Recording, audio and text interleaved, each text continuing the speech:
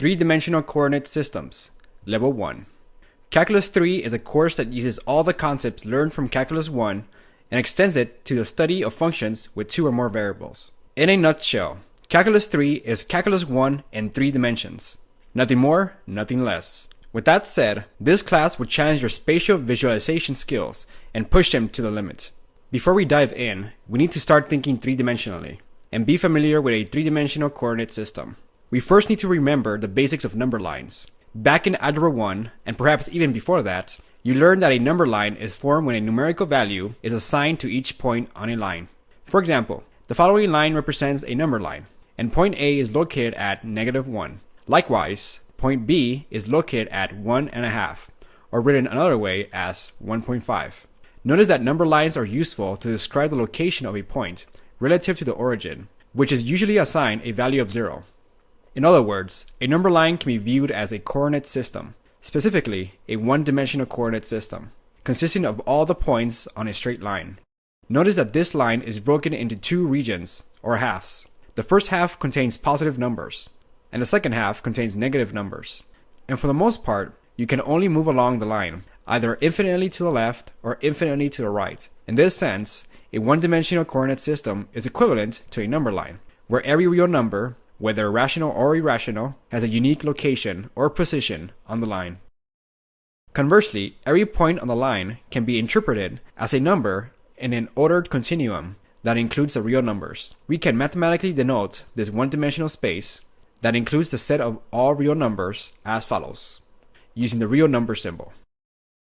Now, if we take this number line and introduce an additional number line that is perpendicular to this number line, we obtain the modern coordinate system, also known as the Cartesian coordinate system, or the rectangular coordinate system.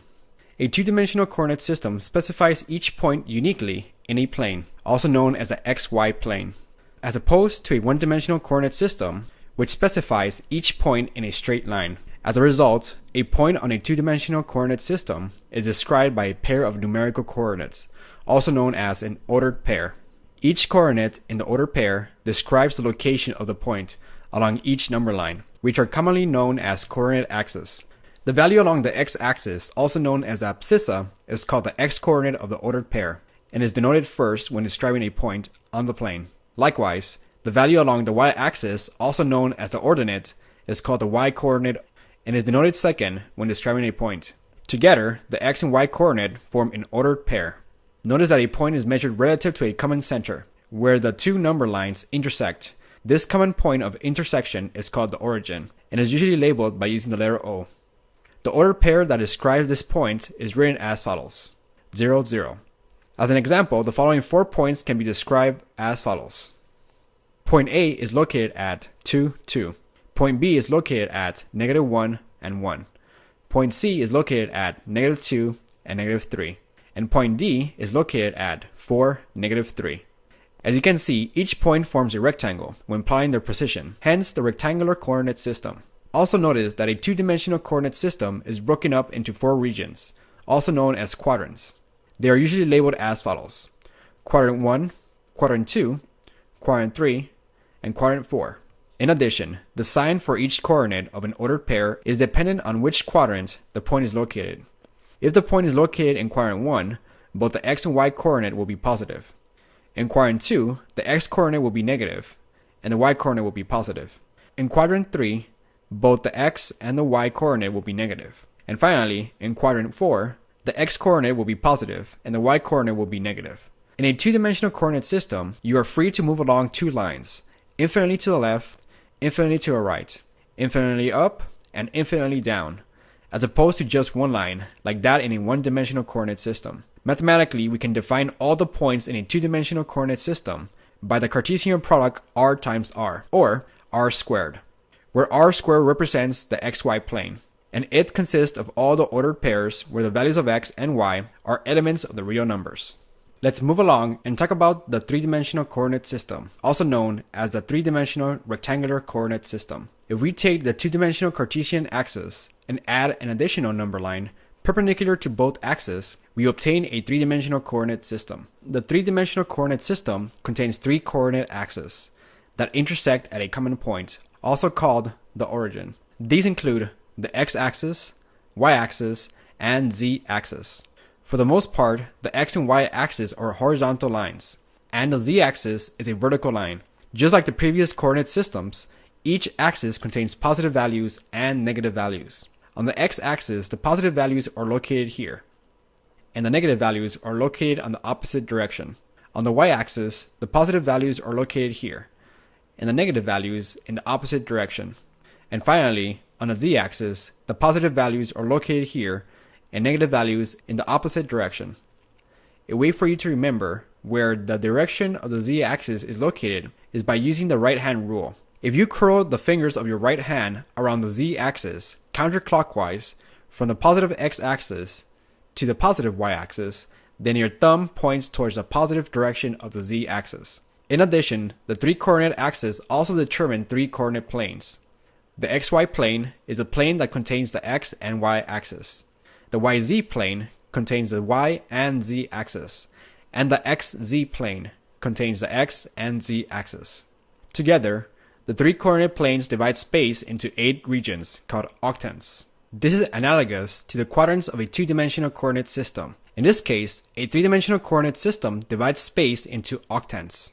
The first octant is determined by the positive axis. If you're having a hard time visualizing this, just look at any bottom corner of a room. That's essentially a visual representation of the first octant. The wall on your right is a YZ plane. The wall on your left is a XZ plane. And the floor is a XY plane. In the same manner, there are 7 other rooms, 3 more on top and 4 more on the bottom. If you imagine this three-dimensional coordinate system representing a 2-story building, there will be 4 rooms on top and 4 rooms on the bottom, each room sharing a common corner called the origin. In a three-dimensional coordinate system, a point is located in space, as opposed to a two-dimensional system where a point is located on a plane, and a one-dimensional system where a point is located on a line. With that said, we represent a point by an ordered triple, x, y, z, of real numbers, and we call the numbers the x, y, and z coordinates of the point. In order to locate a point in space, we first start at the origin and move along the x-axis to locate the first coordinate, then move parallel to the y-axis for the second coordinate, and then parallel to the z-axis to locate the last coordinate. The reason why this coordinate system is called a rectangular coordinate system because points in space determine rectangular boxes. For example, the coordinate 4, 5, 3 is plotted as follows. We first move along the x-axis, 4 units in the positive direction. Then we move 5 units parallel to the y-axis in the positive direction, and then move parallel along the z-axis, also in the positive direction. Now at first it's a little hard to see where the point is located, so we need to draw a corresponding box so we can get a better perspective and visualize this three-dimensional plot on a two-dimensional sheet of paper. The way we draw the box is actually pretty easy. All we need to do is draw 3 additional lines with the same length for each coordinate. So here we draw 2 lines parallel to the first coordinate that starts from the point 0, 5, 0 and ends at 4, 5, 0. Another one that starts from 0, 5, 3 and ends at 4, 5, 3. And lastly, one that starts from 0, 0, 3 and ends at 4, 0, 3. Then we draw lines parallel to the y coordinate, 1 for the bottom and 2 for the top of the box. Then we do the same for the z coordinate. We draw lines parallel to connect the bottom and the top of the box. In the same way, the following points will be plotted as follows. Point B will be located at 4, -6, and 6. Point C will be located at -3, -3, and 2.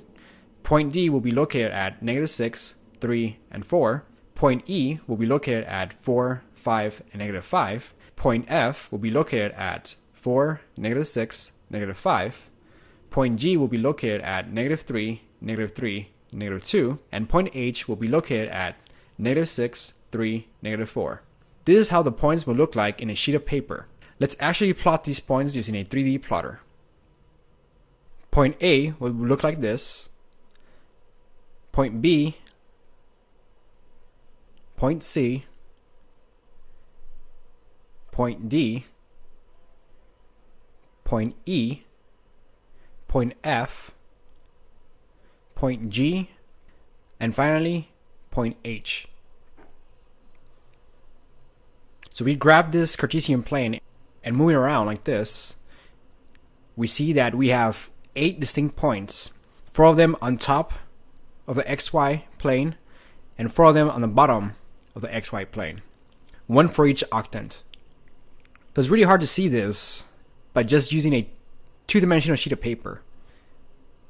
But by using technology, we can actually see a better representation of how these points look like in 3-dimensional space.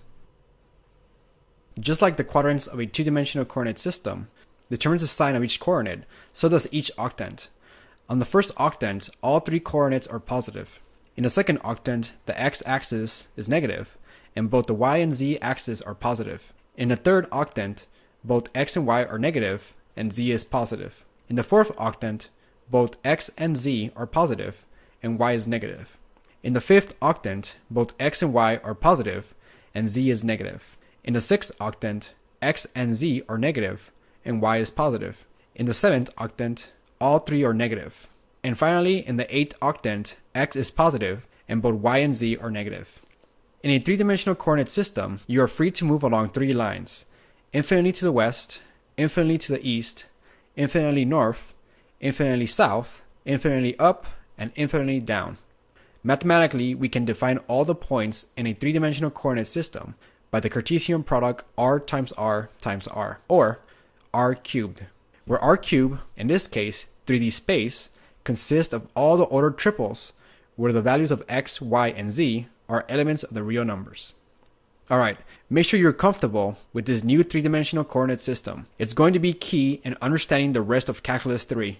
In our next video, we will focus on graphing equations using this new coordinate system.